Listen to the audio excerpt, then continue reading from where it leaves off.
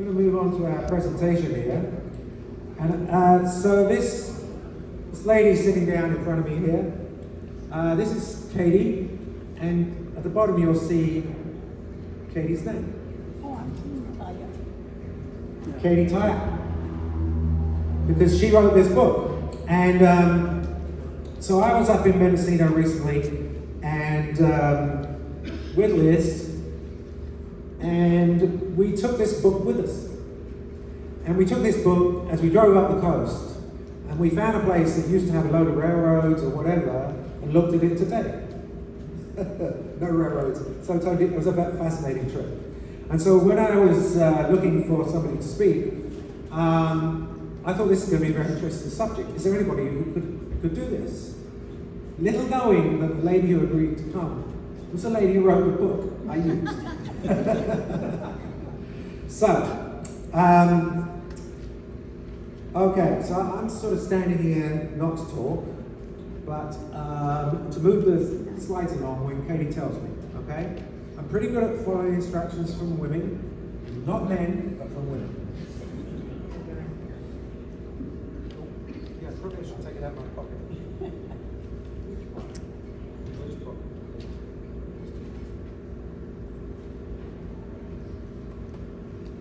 Let's try something old-fashioned and see if it'll work on the floor. Can everybody hear me? Yes. Okay. By trade, I was a librarian. 50 years ago, I happened to marry a man who loved trains. And all of a sudden, I started learning a lot more about trains than I ever did before. I've already had people walk up to me today, look at the vest I'm wearing, and say, have you been on all those trains? And yes, I have been on all the trains that are on my vest here. I do work as a docent at the Kelley House Museum in Mendocino, and we have a wealth of photographs. I was lucky to have friends in the community who had a wealth of photographs, and starting with one very small book, I ended up doing, the next book I did was a trackside history of the skunk train. And the trackside history of the skunk train led me to doing books for Arcadia Publishing, and I did 3 different books for Arcadia Publishing. And I really questioned whether there would be enough interest in logging railroads.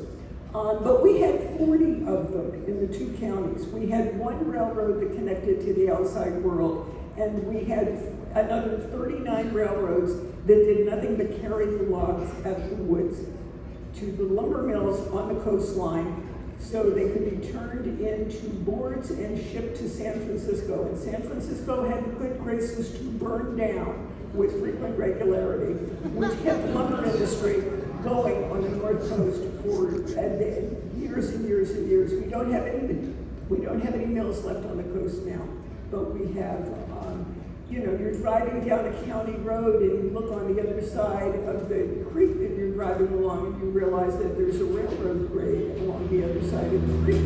Tracks are long gone, but the grades are still there. Quite often the county road you're on used to be a railroad grade.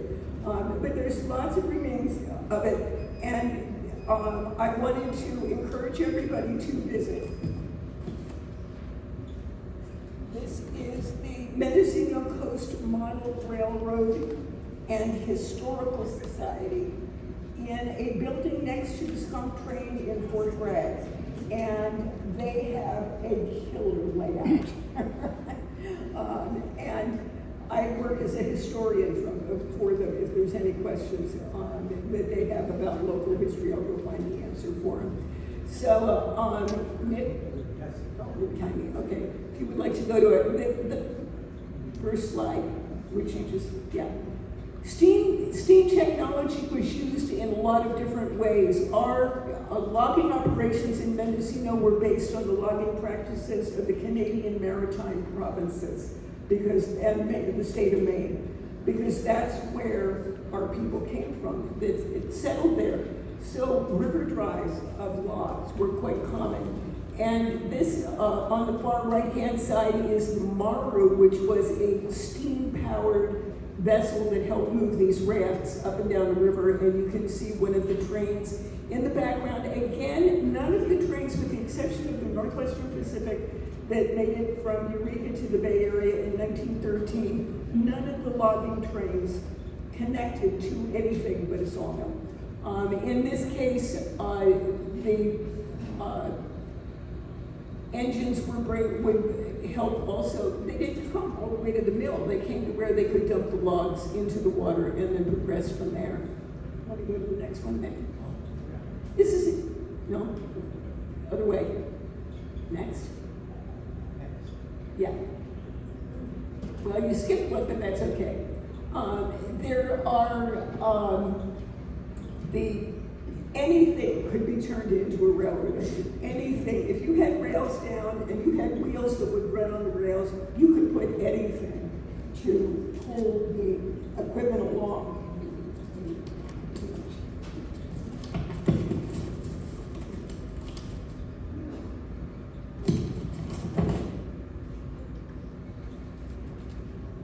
But this was one of the ones that they used. I forget the make and model. You can see a stationary steam locomotive, stationary steam donkey engines.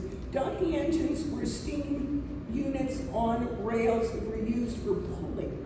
They worked a lot better than an oxen did. You didn't have to feed a donkey engine, but it was a common name given to it. Want to do another one next? This was an incline. Inclines were, if you wanted to show off in the redwood lumber industry, you built an incline both in Mendocino and Humboldt counties. When you had a grade that was too steep, they had railroads running at the top of the hill, they had railroads running at the bottom of the hill, but you slid everything back and forth. And it was a badge of honor to have an incline on your railroad. It showed you understood modern technology at the time. You want to do another one, Nick? This is Greenwood. Greenwood I love. We had shipping points. We did not have wharves. We had maybe 6 or 7 wharves on the Mendocino Coast where a ship could pull up and be loaded. Otherwise, the lumber was taken to a shipping point and a series of cable rigging got the loads of lumber out to the ship. In this particular case, there were mules that pulled from the mill, pulled the cars out to the cars and lumber out to the shipping point. The mules were all named Maud. There was mules named Maud over and over and over again. They never named a mule anything other than Maud. And the little building you see on the left-hand side is where Maud lived.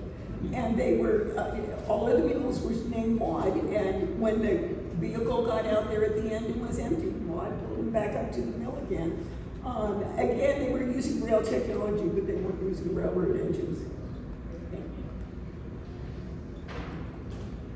Nick wanted to put 2 pictures in because he talked about going and finding the same places in my book that you can go to today. And this is another part. You can see the Maud's mule shed again. But Nick went out and went to the same place and photographed what's there today. The wharves along here, you can't see the whole, the track, you can't see the whole thing because it goes further back.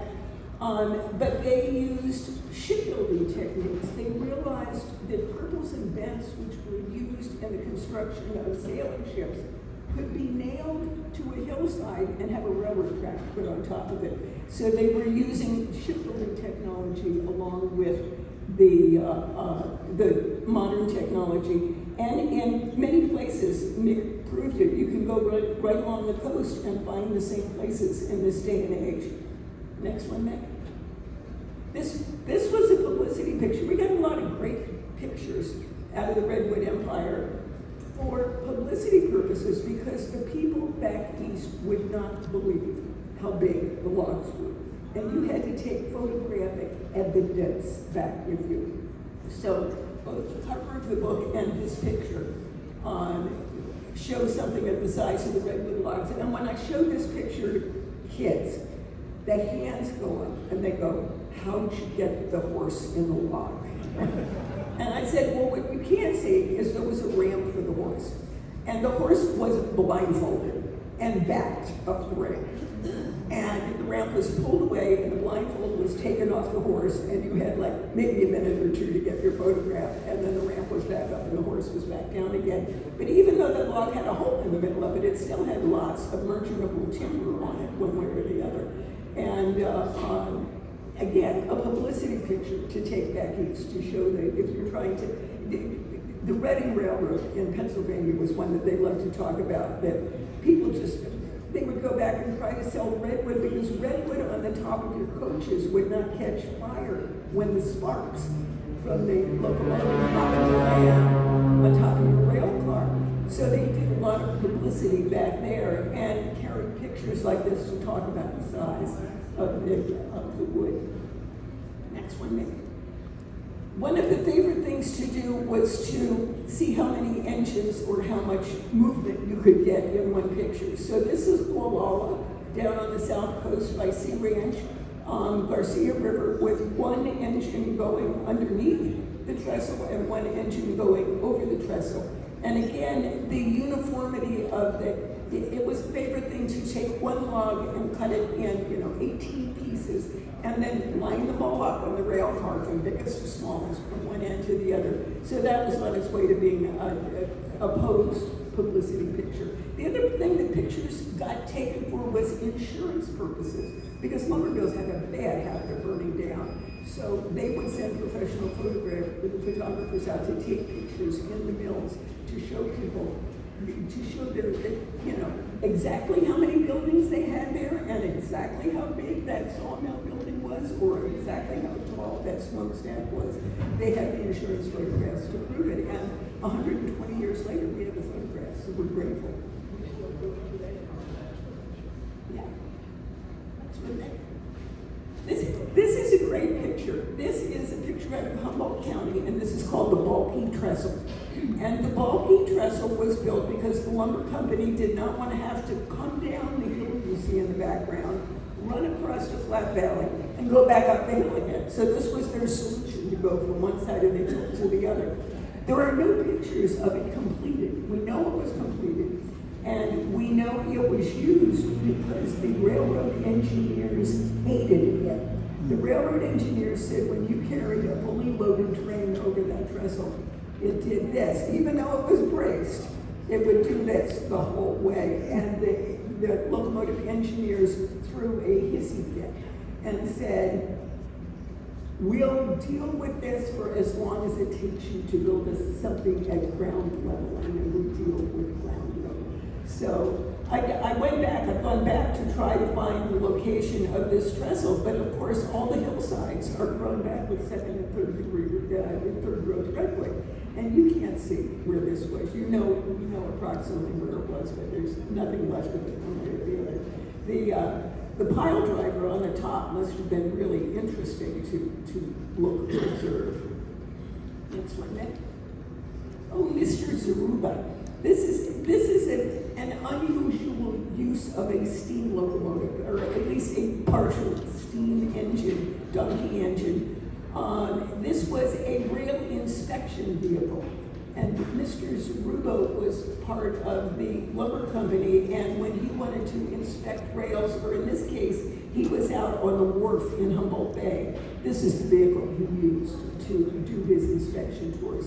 I don't know who made it for him. I don't know if it was an early vision of a scooter, but it's what he used to do his inspection work. That's one, Nick. This is a great engine. This engine came in pieces in a box with a mechanic and a wrench to the city of Eureka. All the pieces to put the locomotive together and the instructions to put the locomotive together arrived, but it was too much trouble. Especially with big engines. Some of the great pictures I have in my book back here at Logging Railroads are them lifting steam locomotives off the deck of a sailing ship and putting it on a wharf, or trying to put it on a wharf, or dropping it through the wharf because you weren't being really careful.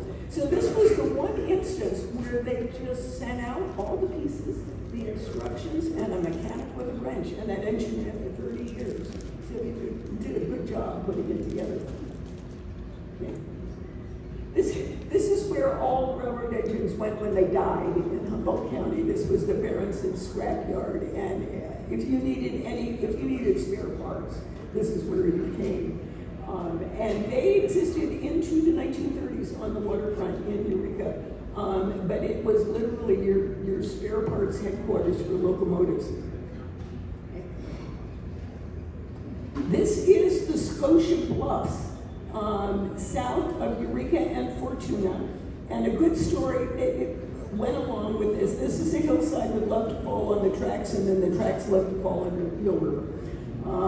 And when Northwestern Pacific was deciding how they were going to approach Humboldt County, they did two surveys. They did one company survey at river level, and another company survey a route at a ridgetop level.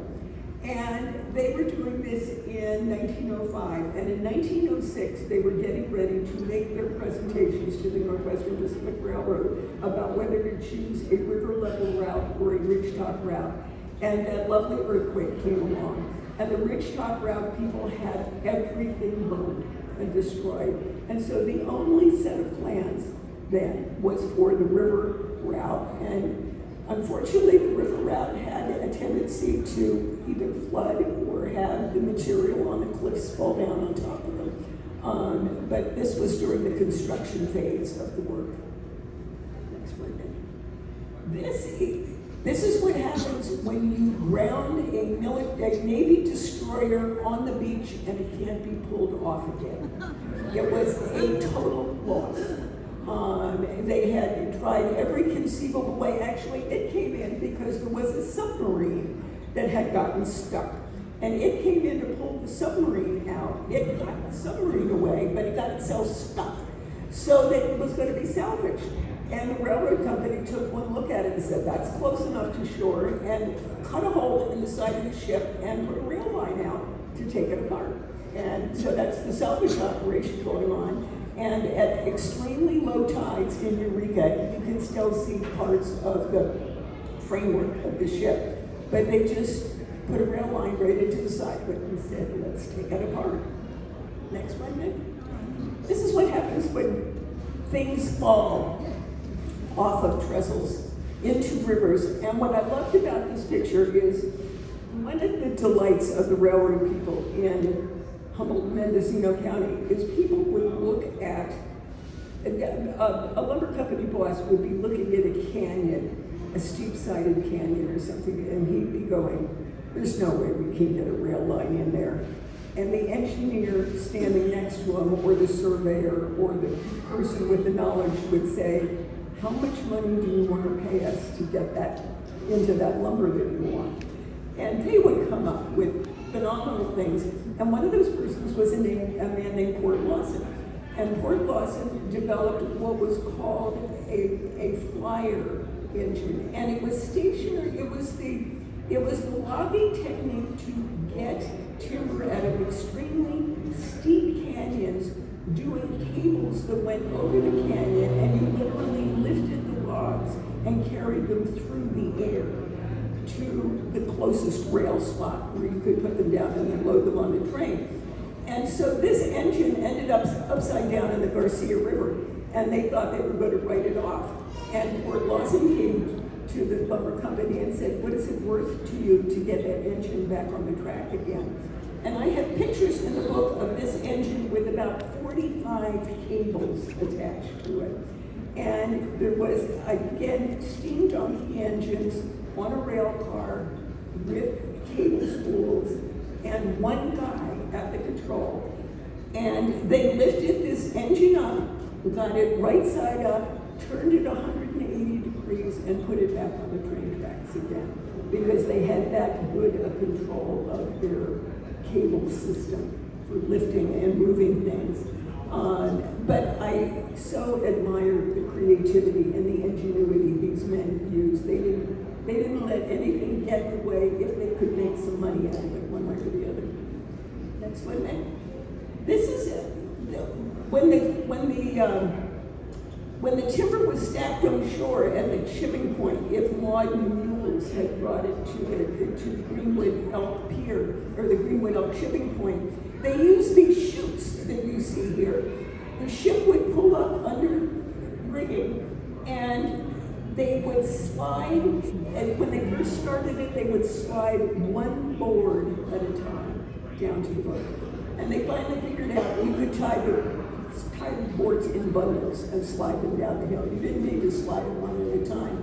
But they'd be loaded on the decks of the sailing vessels and be brought down to San Francisco, to Oakland, to Long Beach and Los Angeles, to San Diego, and carrying passengers was secondary. The deck would be about 6 feet high.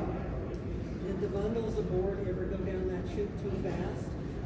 There was a man whose job was called a clapper man, and he had the ability to slow the slide and change the angle at what they were coming down. It wouldn't surprise me if it did. It wouldn't surprise me if it went right into the side of the boat if it needed to. And you can see there's another boat further up that's also loading. Next one, Nick. When you wanted a new car in Ukiah, they didn't want to drive new cars from San Francisco to Ukiah, but you could load the cars on a ship, have the ship come in, unload the cars, and put them on rail cars, and then take them by rail cars halfway to Ukiah, through the Anderson Valley, and then you would only end up having to drive these new cars like 15 to 20 miles to get them to Ukiah.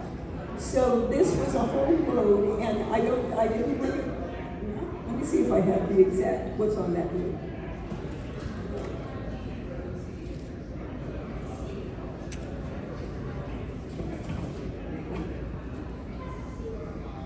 I don't have this.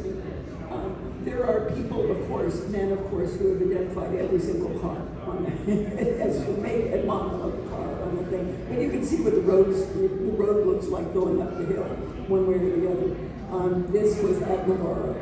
Next one.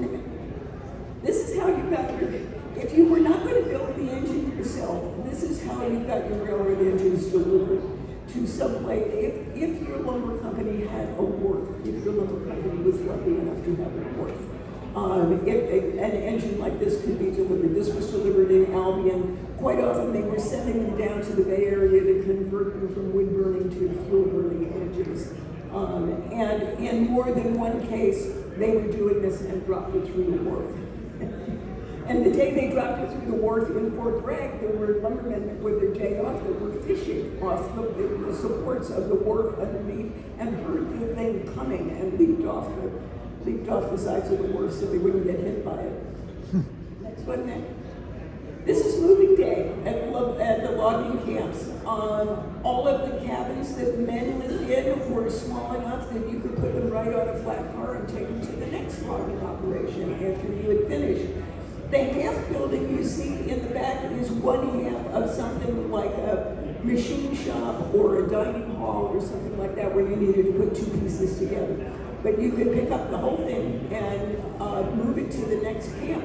One of the confusing things that happen when people say to me, well, how many rail miles did Mendocino have in 1912? And I said, well, you have to take into account that they would lay track, they would go into a canyon, they would cut all the lumber down, they would take it to the sawmill, and then you tore up everything and moved a quarter of a mile down the road to the next canyon. So there was no, you can't point to one place and say there was a railroad here. There was a railroad there for a year until they picked it up and moved it someplace else, and then picked up the entire logging camp and moved it someplace else. Next one, Nick. This was getting ready. The man on top of the log is a powder monkey, and he is getting ready to use black powder to blow the log in half so they can fit it on a rail car. Because some of the logs were so big, they couldn't get them on the rail cars. But if you blew them in half with explosives, you still had a lot of wood you could work with. And so they had powder monkeys whose job it was to drill holes in the log and put explosives in. And you can see the steam donkey engine off to the side. Next picture, Nick. That's what it looked like when they blew it up. You can bet that they had a photographer there at that time. we're gonna take a picture of this as it blows up. But if we were coming apart, I'm assuming the front part is a smaller piece that they'll be able to load on a train and take it off. That's fine. They loved trestles. When you have all the wood in the world to deal with when you're building a trestle, you can just have a great time and build bigger and bigger and bigger trestles. This was over Junkiando Creek outside of Casper, north of Mendocino and south of Fort Bragg, and I want to think it was, let me look. I made a whole bunch of notes and then I haven't been using it.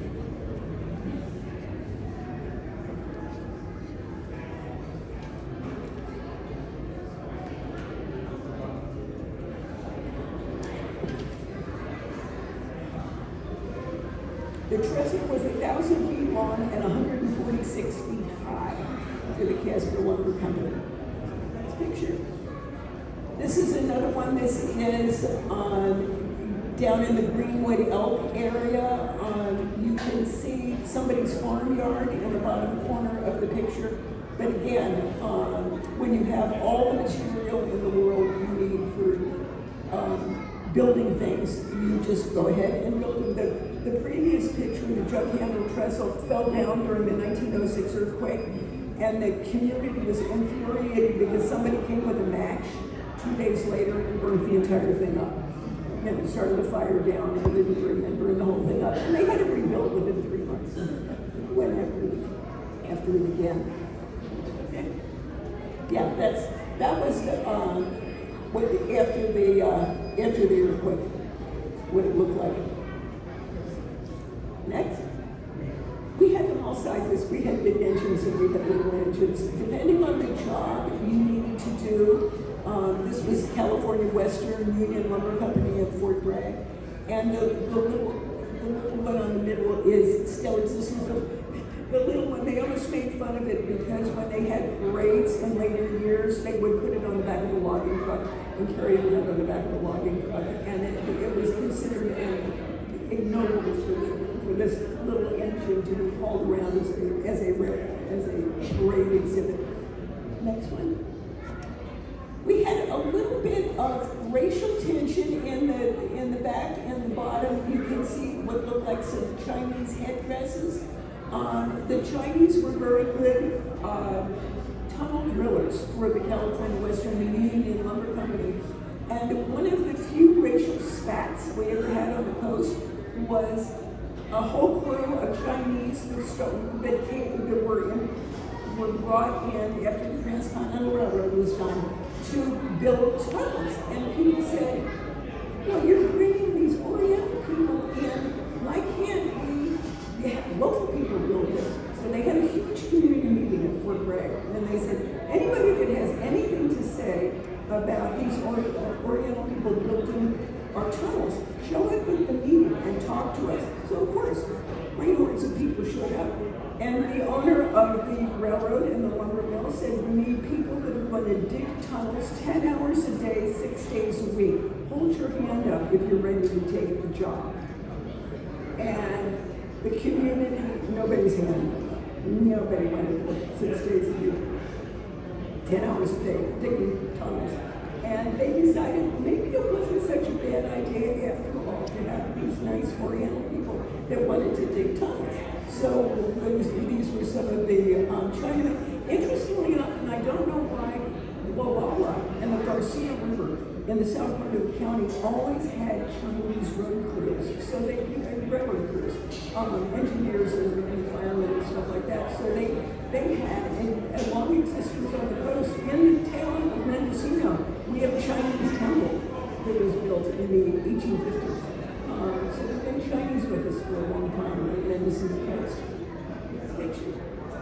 This is one of the shipping points north of, up around Westport on the north part of the county, and you've got your lumber stack there ready to go. And the framework at the end would have a cable arrangement from it, usually to offshore rocks, and then you would pull up underneath the cable, and that same chute we saw before would bring the lumber down to your and it was, that railroad that worked here was a whopping 3 miles long. And when it had locked out its area, it was sold to the next property owner down the line, and he would run a track maybe 4 miles out his road and do the long. And so the little engines got cast all over the place on the coast. This is Rockport. 1869, there is a steel suspension bridge, the first steel suspension, one of the first steel suspension bridges west of the Mississippi. And you can see the little top knots on each side of it going over the water. But again, they were trying to get as far out past the rocks to get to where ships could pull in. No ship is going to try to pull in that little bay right there, because there's no way it'd ever get out again. But if you're out as far as you can be, you can load a ship and you can keep going without dealing with any of this little bitty tiny stuff. This was a picture I found that I loved. This is a locomotive on a barge going down the Eel River. And as a historian, it's very seldom that I saw a picture that absolutely blew me away going, where did that come from? And my question was, there wasn't any railroad track there yet. Why were they pulling? You can't see the engine is off the far right side, the motive power for the barge. But I couldn't figure out why they had grade, they were putting grade in, but why they were taking it, and people come to find out afterwards, they needed the power to dig tunnels. They needed the power for whatever equipment they were going to use to dig tunnels. Before the train track got there, they wanted to have the tunnel done, so they would bring the locomotive up. Sometimes they kept them tied on the barge, sometimes they bring them up on the shore. And the power from the locomotive would be given to the equipment that was digging and drilling. And when the train track was laid and got there, lo and behold, the tunnel was done and waiting for them, and they could go through the tunnel and keep right on going.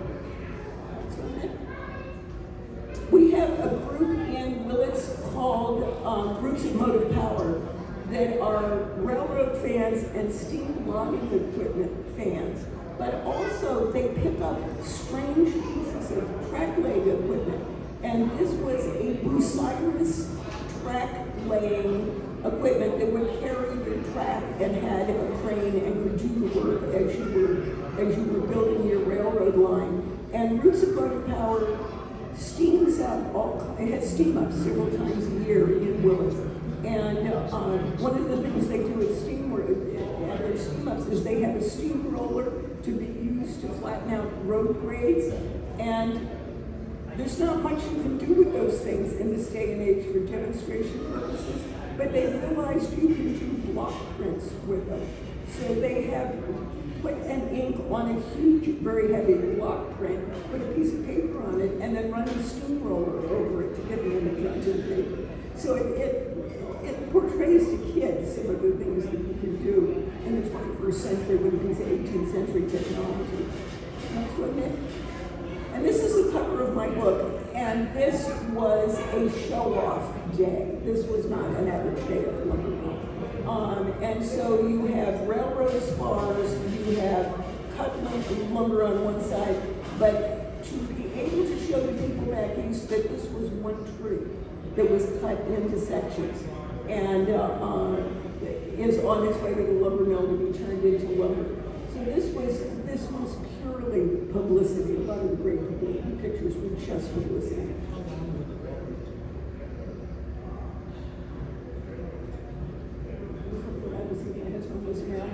I would think at least 20 feet. It's not longer. But I'm glad to answer questions. These are some of the pictures. I have blow-ups of a lot of these pictures over here, and I have copies of my Lockwood Railroad book, and part of the proceeds from the sale will go back to the group. The book is $20, so you guys are going to discount on it for today. So thank you very much for your attention, and if anybody has any questions, catch me around the corner.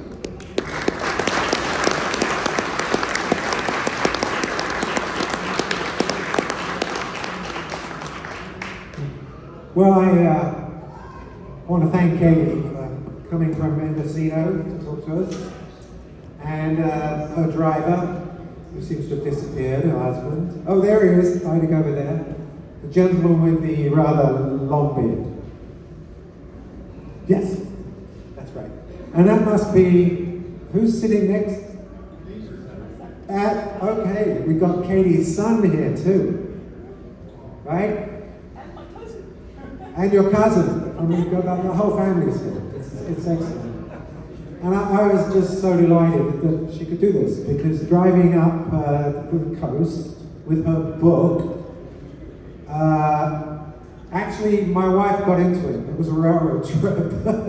That was a first. So I encourage you to do it.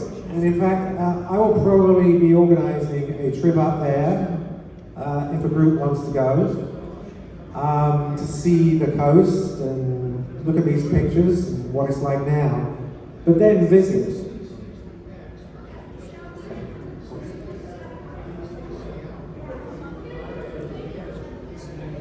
Okay, well, I'll let you have a word in a minute, okay? And it really is worth visiting the Mendocino Coast G-scale model railroad. It's a tribute to logging. It has an amazing number of dioramas, including the train that fell off the track, for example. And it runs outside, and a little bit goes out inside, and it goes outside. And then it has a whole separate, huge oval, all outside, where they run steam locomotives, or battery locomotives, or track power locomotives. It's truly spectacular. So I highly recommend it. It's right next to the skunk train. If you want to go on the skunk train, it's right next door. It's a great place to go. And I wanted to say my husband and I do tours in Mendocino, and my husband does a stump to ship tour. So if you ever want a short walking tour on what it was like to be a log that went falling off its stump till it was headed onto a ship and off to the big city, we offer walking tours.